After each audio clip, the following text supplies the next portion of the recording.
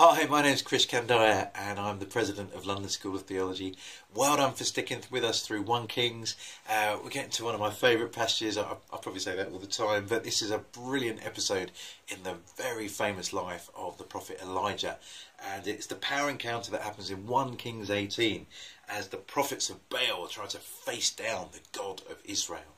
And it's full of humour, this passage. I don't know if you noticed it, but Elijah is challenging the prophets of Baal to prove that their God is real. 450 of their prophets are praying to Baal, asking him to bring fire down on the ceremonially slaughtered bulls in order that the God of Baal would prove himself. And when God doesn't do anything, when Baal doesn't do anything, Elijah mocks them and says, "Shout louder, maybe he's busy or travelling or sleeping and must be awakened." And I guess this mockery, this taunting, it's a little bit like a football crowd. You know, when Liverpool are 3-0 up against Man United, we might chant out and ask the opposite team what the score is, or begin to mock some of their players, hopefully in a not too irreverent way.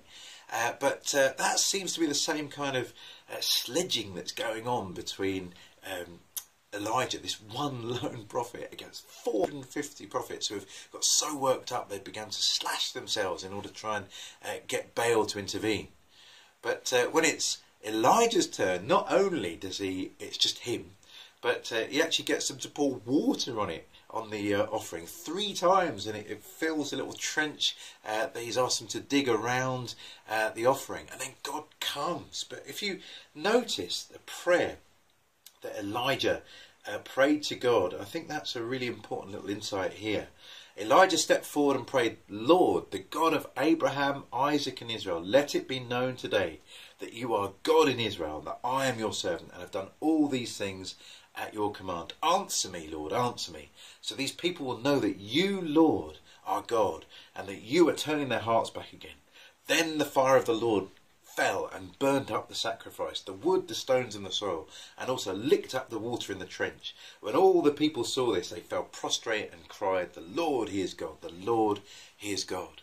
I don't know if you can hear Elijah's passion for God. He just wants God's name to be honoured and these false prophets to be put in their place. That's where his kind of anger comes from, or his teasing comes from, that he's just upset that people be led astray by false gods instead of worshipping the true and living God.